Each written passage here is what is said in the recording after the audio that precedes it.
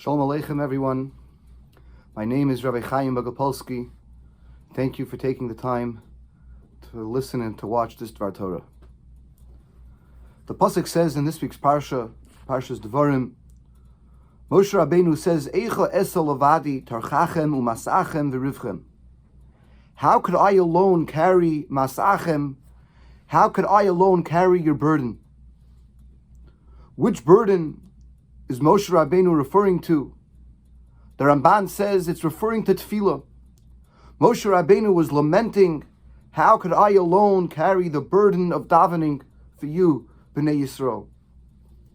And this, of course, is pretty difficult to understand.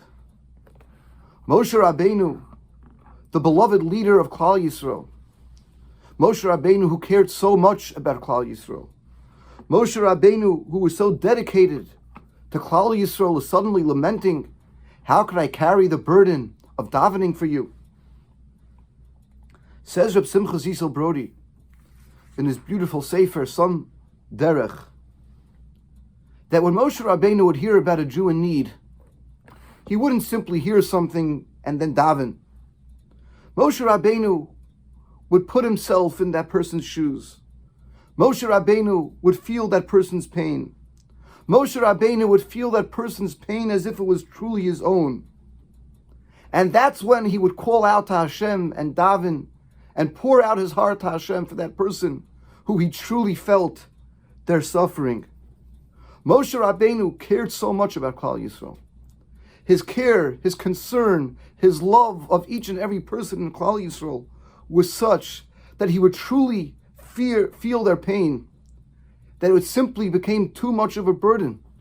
Carrying that burden on his shoulders, carrying the pain and the concerns of each and every single member of Klal Yisrael was simply too much for one person to bear, that Moshe Rabbeinu gets up and he says, Eicha esa levadi masachem, how could I alone daven on behalf of all of Klal Yisrael? He didn't just daven, he didn't just quickly say a chapter of Tehillim. Moshe Rabbeinu poured out his heart as if he was davening for his own child. He felt the pain, and he acutely understood and perceived and felt the needs of every single person in Klal Yisrael, to the point where Moshe Rabbeinu says, this emotional toll is simply too much for me. Eicha esa levadi tarchachem umasachem.